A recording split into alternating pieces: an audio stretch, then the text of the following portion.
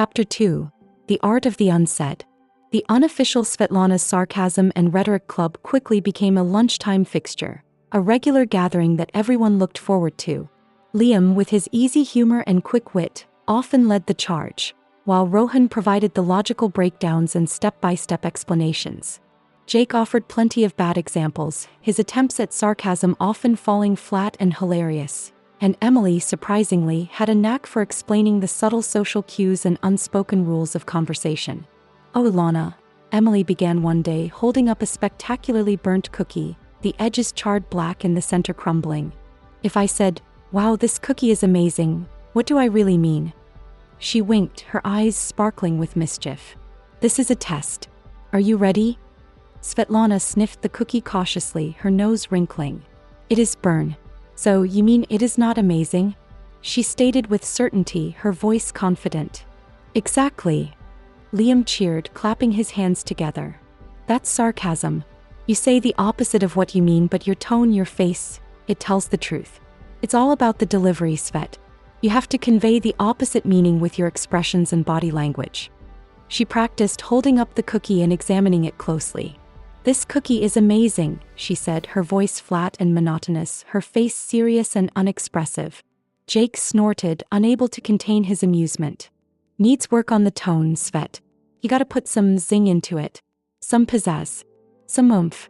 You sound like a robot reading a grocery list." Emily, ever helpful and insightful, chimed in. "Think of it like a statement that doesn't really make sense, but you say it to make it much more powerful. Like if someone spilled milk and I said, 'Oh, great.' Am I really saying it's great?" Emily raised her eyebrows, emphasizing the sarcastic tone.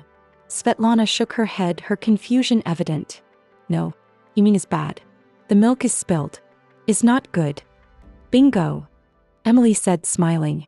"You're getting it. It's all about understanding the context and the unspoken meaning. You can also do the same thing with a rhetorical question to make it stronger. Think of a question that is impossible to answer or it doesn't make any sense to answer.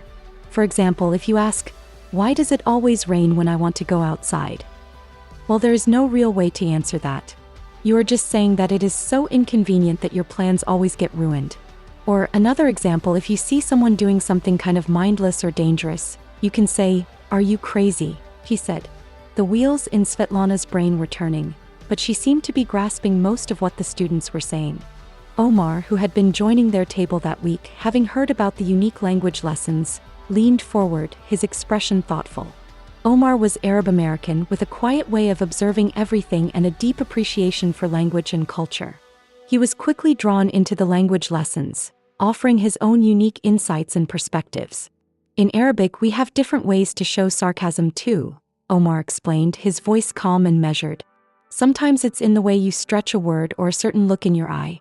It's a kind of dance with words, a subtle art form." He smiled. "It can be very difficult to master, even for native speakers." Svetlana nodded, fascinated by this new concept. "Dance with words," she repeated, her voice filled with wonder. "Is very interesting. It's like music. I like dance, but how words dance?" Jake quickly chimed in. "It shouldn't be taken literally, Svet. Like you just got to think of the picture people are trying to say. We don't always mean exactly what we say. If your mom says she's going to kill you, what she really means is that you are in trouble. Not that she is going to murder you." She nodded again, seeming to get a hang on it, though it would slip from time to time. The lessons continued, often leading to hilarious misunderstandings and unexpected discoveries. Svetlana tried out a rhetorical question on Mrs. Davison, asking with an innocent expression, "Is homework fun?" Mrs. Davison just looked at her, puzzled and unsure how to respond, said hesitantly, "Well, Svetlana, some people do find it rewarding. It can be a challenging but ultimately satisfying experience." Svetlana looked disappointed, her hopes for a successful sarcastic remark dashed. Mina watched, amused by the interactions, but her mind was often elsewhere, her thoughts consumed by the growing idea of a music channel. She spent evenings humming melodies, jotting down lyrics in her worn notebook, and watching videos of independent artists, studying their techniques and their styles. She wanted to learn everything she could about creating music, about expressing herself through song. The thought of putting herself out there, sharing something so personal and vulnerable, made her stomach flutter with a mix of excitement and trepidation. It was a different kind of language than Svetlana was learning, a different kind of dance than Omar described, but it felt more real than any project review she had ever done. It felt like coming home to a place she hadn't known she was missing. After one of the sessions with the club, Mina stayed a bit later to talk with Omar. He seemed to have a unique connection with Svetlana, a way of getting through to her that really worked. "You seem to have a real knack for helping Lana figure things out," Mina remarked, watching Omar as he packed his bag. "I just try to be patient and explain things in a way that makes sense to her," Omar replied, shrugging modestly.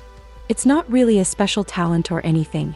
I've always enjoyed language and communication, and I had the same kind of problem when my family first moved here."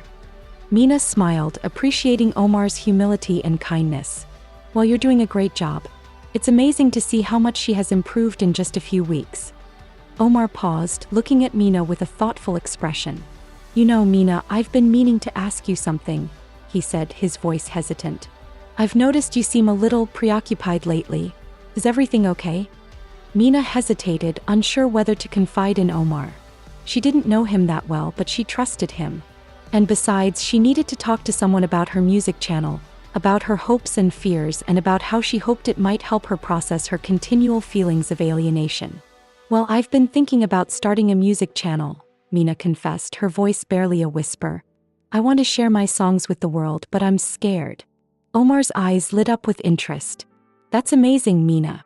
I didn't know you wrote songs. You should definitely do it. What are you afraid of?" "Everything," Mina replied, laughing nervously. "What if no one likes my music?